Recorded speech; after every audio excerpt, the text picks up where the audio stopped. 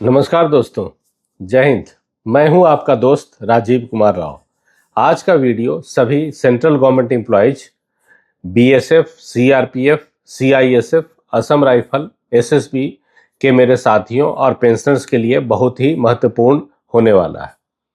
संसद के winter session में एक ऐसा सवाल लगाया गया है जिसका सीधा असर आपकी सैलरी और पेंशन पर पड़ सकता है। बात हो रही है डीए मर्जर की। क्या 50% डीए पार होने के बाद उसे बेसिक पे में मिलाया जाएगा? क्या सरकार आपको कोई इमीडिएट रिलीफ देने वाली है? आज के इस वीडियो में हम समझेंगे संसद में क्या सवाल पूछा गया है, डीए मर्जर का इतिहास क्या है, फिफ्थ और सिक्स्थ पे कमीशन में क्या हुआ था। अगर सरकार हाँ कहती है तो आपकी सैलरी में और पेंशन में कितना उछाल आएगा। तो चलिए शुरू करते हैं। आप अपनी स्क्रीन पर देख रहे हैं अनस्टार्ट क्वेश्चन नंबर 212। यह सवाल सांसद श्री आनंद भदौरिया जी ने वित्त मंत्री से पूछा है। इसमें पॉइंट सी सबसे ज़्यादा इम्पॉर्टेंट है।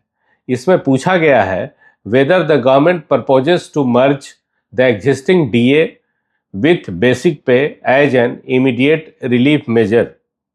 इसका हिंदी में मतलब है, क्या सरकार बढ़ती हुई महंगाई को देखते हुए मौजूदा डीए और डीआर को बेसिक पे में मर्ज करने पर विचार कर रही है। ध्यान दीजिए, यहाँ इमीडिएट रिलीफ शब्द का इस्तेमाल किया गया है क्योंकि पिछले 30 सालों में महंगाई बहुत बढ़ी है। अब बहुत से साथी कंफ्यूजन में हैं कि डीए तो 50% पार हो चुका है, तो यह मर्ज खुद ब खुद क्यों नहीं हुआ। इसके लिए आपको इतिहास समझना होगा।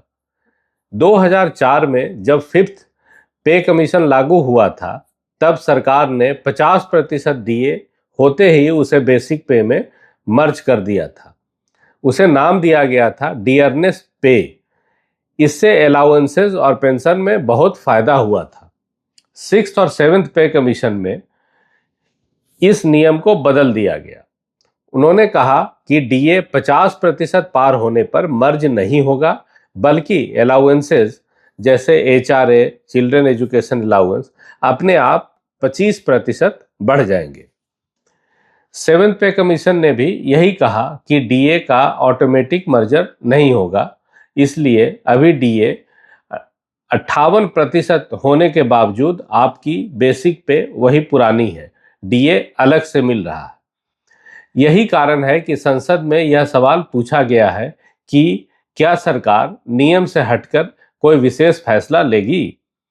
अगर वित्त मंत्री का जवाब हाँ में आता है तो यह एक बहुत बड़ी खबर होगी। और इससे क्या फर्क पड़ेगा, चलिए एक उदाहरण से समझते हैं। मान लीजिए आपकी बेसिक पे 30,000 रुपए है। अभी आपको 58% डीए मिल रहा है, लगभग 17,400 रुपए, यानी आपकी टोटल सैलरी बनी 47,400 रुपए। अगर डीए मर्ज होता है तो आपकी न्यू बेसिक पे हो जाएगी 30,000 प्लस 15,000, यानी 45,000 रुपए। अब इसके फायदे देखिए। बेसिक पे प्लस डीए 8% मिलाकर आपकी सैलरी बन गई अब 48,600 रुपए। इसी प्रकार एचआरए अब आपको 45,000 पर कैलकुलेट होगा, न कि 30,000 पर। एचआरए अमाउंट भी काफ़ी बढ़ जाएगा। पेंशन में भी इसका सीधा असर पड़ेगा। चूंकि पेंशन बेसिक पे का 50% होता है, तो अगर बेसिक पे बढ़ेगी तो पेंशन भी अपने आप बढ़ जाएगी। इसी प्रकार से ग्रेच्युटी, लीव इनकैशमेंट जैसे बड़े अमाउंट भी आपको बढ़े हुए बेसिक पे पर मिलेंगे। तो दोस्तों, अभी गेंद सरकार के पाले में है। सरकार को संसद में लिखित जवाब देना है। हो सकता है सरकार कहे कि 8th पे कमीशन का इंतजार करें या फिर हमें कोई खुशखबरी दे दे। जैसे ही संसद से यह जवाब आएगा, मैं उसकी कॉपी के साथ एक डिटेल्ड वीडियो तुरंत बनाऊंगा। यह जवाब दिसंबर 1, 2025 को आना है।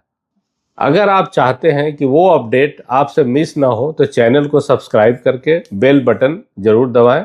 इस वीडियो को अपने सभी ग्रुप्स में शेयर करें ताकि सबको सही जानकारी मिले। जय हिंद, जय भारत।